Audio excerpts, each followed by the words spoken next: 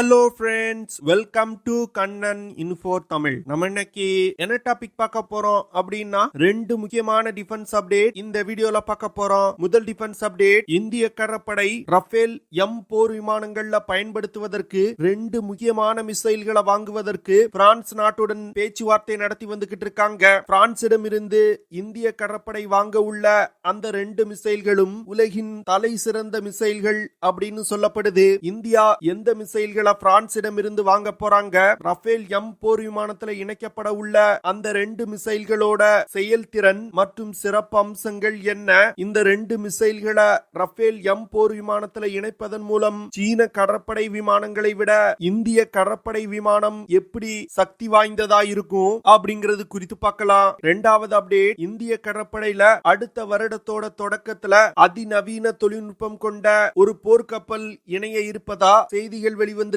இணைய உள்ள புதிய போர்க்கப்பல் தற்போது இந்திய கடற்படையில் பயன்பாட்டில் உள்ள போர்க்கப்பல்களை விட அதிநவீன போர்க்கப்பலா இருக்கும் அப்படின்னு டிஃபென்ஸ் எக்ஸ்பர்ட் சொல்றாங்க. இந்திய கடற்படையில் இணைய உள்ள புதிய போர்க்கப்பலோட செயல்திறன் மற்றும் சிறப்பு அம்சங்கள் என்ன, இந்த கப்பல்களை பயன்படுத்தி இந்தியா என்ன மாதிரியான ஆபரேஷன்களை கேரி அவுட் செய்ய போறாங்க, இதன் மூலமா இந்திய கடற்படையின் வலிமை எப்படி அதிகரிக்கும் அப்படிங்கிறது குறித்து நம்ம டீடைலா இந்த வீடியோல பார்க்கலாம். நம்ம சேனல்ல டிஃபென்ஸ் மற்றும் ஜியோ பாலிட்டிக்ஸ் சம்பந்தமா தினம் ஒரு வீடியோ பப்ளிஷ் பண்ணிட்டு இருக்கோம். உங்களுக்கு நம்ம சேனல்ல பப்ளிஷ் பண்ணக்கூடிய வீடியோஸ் பிடிச்சிருந்துச்சுன்னா சேனலை சப்ஸ்கிரைப் பண்ணி சப்போர்ட் பண்ணுங்க.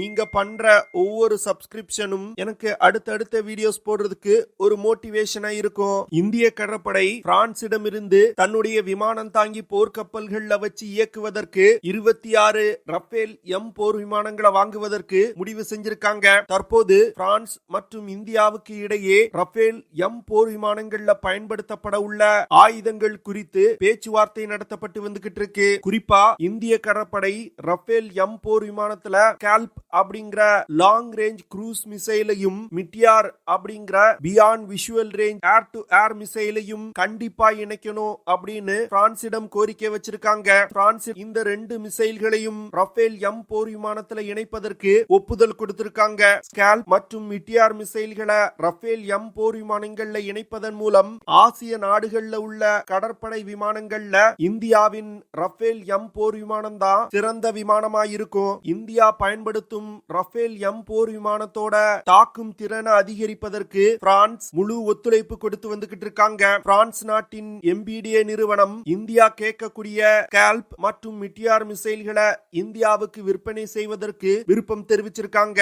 இந்தியா இந்த ஸ்கால்ப் மிசைல பிரான்சிடம் இருந்து வாங்குவதற்கு முக்கியமான காரணம், தற்போது நடந்து வரும் உக்ரைன் ரஷ்யா போர்ல உக்ரைன் இந்த ஸ்கால்ப் மிசைல பயன்படுத்தி ரஷ்யாவுடைய ஒரு நீர்மூழ்கி கப்பலை மூழ்கடிச்சிருக்காங்க. அது மட்டும் இல்லாம உக்ரைன் இந்த ஸ்கால்ப் மிசைல பயன்படுத்தி ரஷ்யாவின் பிளாக் சி பிளீட் மீது கடுமையான தாக்குதல்களை நடத்தியிருக்காங்க. இந்த தாக்குதல் ரஷ்யாவுக்கு மிகப்பெரிய சேதத்தை ஏற்படுத்தி இருக்கு. இதனை தொடர்ந்துதான் இந்தியாவும் இந்த ஸ்கால்ப் மிசைல தன்னுடைய ரஃபேல் எம் போர் விமானங்களை இணைப்பதற்கு அதிக முனைப்பு காட்டி வர்றாங்க. கடந்த 20 வருடங்களா சீனா தன்னுடைய கடற்படையை வலிமைப்படுத்துவதற்கு பல திட்டங்களை செயல்படுத்தி வந்துகிட்டு இருக்காங்க. குறிப்பா விமானம் தாங்கி போர்க்கப்பல் மற்றும் விமானம் தாங்கி போர்க்கப்பல்ல வச்சு இயக்கக்கூடிய ஃபைட்டர் ஜெட் விமானங்களை டெவலப் செஞ்சிருக்காங்க. சீன கடற்படையில அமெரிக்காவுக்கு போட்டியா 1,00,000 டன் எடை கொண்ட சூப்பர் கேரியர் விமானம் தாங்கி போர்க்கப்பல்கள் இணைக்கப்பட்டிருக்கு. அது மட்டும் இல்லாம அந்த சூப்பர் கேரியர்கள்ல பயன்படுத்துவதற்கு தேவையான அதிநவீன டெக் பேஸ் ஃபைட்டர் ஜெட்டுகளையும் சீனா உருவாக்கி இருக்காங்க. தற்போதைய நிலையில சீனா உருவாக்கி இருக்க டெக் பேஸ் ஃபைட்டர் ஜெட் விமானங்கள்ல சில பிரச்சனைகள் இருந்தாலும் அதை சரி செய்வதற்கு சீனா முயற்சி செய்து வந்துகிட்டு இருக்காங்க. சீனாவின் இது போன்ற செயல்கள் காரணமா ஆசியால இருக்கக்கூடிய பவர் பேலன்ஸ் பெரும் அளவுல மாற்றம் அடைஞ்சு வந்துகிட்டு இருக்கு. இதனால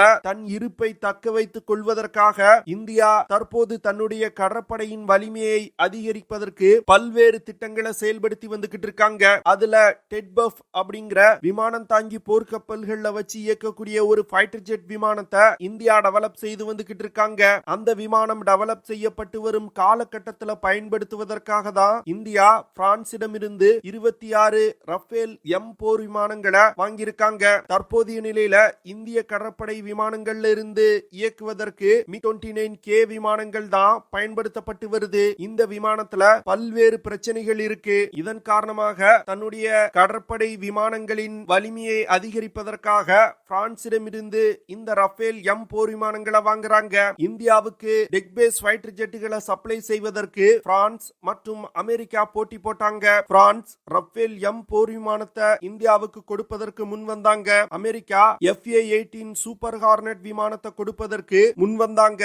ஆனா பிரான்ஸ் இந்தியாவுக்கு கொடுக்கக்கூடிய இரண்டு முக்கியமான விஷயங்களை அமெரிக்காவால் தர முடியாது. அதாவது பிரான்ஸ் இந்தியாவுக்கு கொடுக்கக்கூடிய ரஃபேல் எம் போர் விமானங்களை கொண்டு ஒரு அணு ஆயுத தாக்குதல் நடத்த முடியும். ஆனா அமெரிக்கா ஒரு நியூக்ளியர் மிசைல தன்னுடைய விமானத்துல எடுத்து சென்று தாக்குதல் நடத்துவதற்கு ஒப்புக்கொள்ள மாட்டாங்க. இரண்டாவது விஷயம், ரஃபேல் எம் போர் விமானத்துல அதிநவீன தொழில்நுட்பம் கொண்ட ஆப்டிகல் சிஸ்டம் இருக்கு. இதனால ஸ்டெல்த் தொழில்நுட்பம் கொண்ட விமானங்களை கூட கண்டுபிடிக்க முடியும். இவ்வளவு அதிநவீன ரஃபேல் எம் போர் விமானத்துல ஸ்கால்ப் அப்படிங்கிற இந்த மிசைல் இணைக்கப்படும் பொழுது ரஃபேல் எம் போர் விமானத்தோட தாக்கும் திறன் மிக பெரிய அளவில் அதிகரிக்கும். இந்த ஸ்கால்ப் மிசைல யூகே மற்றும் பிரான்ஸ் நாடுகள் இணைந்து உருவாக்கி இருக்காங்க. இந்த ஸ்கால்ப் மிசைல யூகேல ஸ்டார்ம் ஷேடோ அப்படின்னு சொல்லுவாங்க. இந்த மிசைல் 1300 கிலோகிராம் எடை கொண்டது. ஸ்கால்ப் மிசைல்னால 450 கிலோகிராம் எடை கொண்ட வெடிபொருளை சுமந்து சென்று தாக்குதல் நடத்த முடியும். இந்த ஸ்கால்ப் மிசைலோட சிறப்பு அம்சமே அந்த மிசைல்ல பயன்படுத்தப்படும் வெடிபொருள் தான். அதாவது ஸ்கால்ப் மிசைல்ல பிளாஸ்ட் பிராக்மெண்ட் வார்ஹெட்கள் பயன்படுத்தப்படுது. இதனால இந்த மிசைல்களை பயன்படுத்தி ஒரு தாக்குதல் நடத்தும் பொழுது வலிமையான கட்டமைப்பு கொண்ட கட்டிடங்கள் மற்றும் போர்க்கப்பல்களுக்கு பலத்த சேதத்தை ஏற்படுத்த முடியும். இந்த மிசைலை இயக்குறதுக்கு TRI-6030 டர்போஜெட் இன்ஜின் பயன்படுத்தப்படுது. ஸ்கால்ப் மிசைல்னால 550 கிலோமீட்டர் தூரத்துல உள்ள இலக்குகளை மிக துல்லியமா தாக்க முடியும். இந்த மிசைல்னால 1200 கிலோமீட்டர் வேகத்துல பறந்து சென்று இலக்கை தாக்க முடியும். ரஃபேல் எம் போர் விமானத்துல இணைய உள்ள இரண்டாவது missile Meteor beyond visual range air to air missile. தற்போதைய நிலையில இந்த மிசைல் தான் உலகின் தலை சிறந்த beyond visual range air to air missile. இந்த மிசைல இந்தியா வாங்குவதற்கு முக்கியமான காரணம் சீனா மற்றும் பாகிஸ்தானிடம் லாங் ரேஞ்ச் கொண்ட beyond visual range air to air மிசைல்கள் இருக்கு. அதனால சீனா மற்றும் பாகிஸ்தான் விமானங்களோடு ஒரு ஏர் டு ஏர் காம்பேக்ட் நடக்கும் பொழுது இந்திய விமானங்களுக்கு ஒரு அட்வான்டேஜ் இருக்கணும்னா இந்த மீட்டியார் மிசைல் போன்ற உலகின் தலை சிறந்த மிசைல் இந்திய விமானத்தில் இணைக்கப்பட வேண்டும். இந்தியாவின் DRDO நிறுவனம் அஸ்த்ரா 2 மற்றும் அஸ்த்ரா 3 அப்படிங்கிற ரெண்டு beyond visual range air to air மிசைல்களை உருவாக்கி வந்துகிட்டு இருக்காங்க. அந்த மிசைல்கள் உருவாக்கப்பட்டு வரும் இடைப்பட்ட காலகட்டத்தில் பயன்படுத்துவதற்காக தான் இந்த மீட்டியார் மிசைல்களை ரஃபேல் எம் போர் விமானத்துல இணைக்க போறாங்க. இந்த மீட்டியார் மிசைல்னால அதிகபட்சமா 200 கிலோமீட்டர் தூரத்துல உள்ள வான் இலக்குகளை மிக துல்லியமா தாக்க முடியும். இந்த மிசைலோட மிகப்பெரிய அட்வான்டேஜ் என்னன்னா இந்த மிசைலோட நோ எஸ்கேப் ஜோன். அதாவது நோ எஸ்கேப் ஜோன் அப்படின்னா இந்த மிசைல் டார்கெட்டை லாக் செஞ்சு விமானத்துல இருந்து லான்ச் செய்யப்பட்டால் டார்கெட் ஒரு குறிப்பிட்ட தொலைவுக்குள் எங்க நகர்ந்தாலும் டார்கெட்டை மிசைல் கண்டுபிடித்து தாக்குதல் நடத்தும். அந்த வகையில மீட்டியார் மிசைலோட நோ எஸ்கேப் ஜோன் 60 கிலோமீட்டர். அதாவது 60 கிலோமீட்டருக்குள் டார்கெட் எந்த திசையில நகர்ந்து சென்றாலும் இந்த மிசைல்னால மிக துல்லியமான தாக்குதல்களை நடத்த முடியும். மீட்டியார் மிசைல்னால மாக் 4 அப்படிங்கிற வேகத்துல பறந்து சென்று இலக்கை தாக்க முடியும். அதாவது ஒலியின் வேகத்தை விட 4 மடங்கு வேகமா சென்று இலக்கை தாக்க முடியும். இந்த ரெண்டு மிசைல்களும் ரஃபேல் எம் போர் விமானத்தில் இணைக்கப்படுவதன் மூலம் இந்திய கடற்படை விமானத்தோட தாக்கும் திறன்ல மிகப்பெரிய முன்னேற்றம் ஏற்படும். இதனால ஆசிய கடற்பகுதியில தலை சிறந்த டெக் பேஸ் ஃபைட்டர் ஜெட்டா ரஃபேல் எம் போர் விமானம் இருக்கும். இரண்டாவது அப்டேட், இந்தியாவின் Mazagon dock ship building limited நிறுவனம் ப்ராஜெக்ட் 17 ஆல்பா அப்படிங்கிற திட்டத்தின் கீழ் அதிநவீன தொழில்நுட்பம் கொண்ட ஸ்டெல் ஃப்ரிகேட்ஸ் ரக போர்க்கப்பல்களை இந்திய கடற்படைக்காக உருவாக்கி வந்துகிட்டு இருக்காங்க.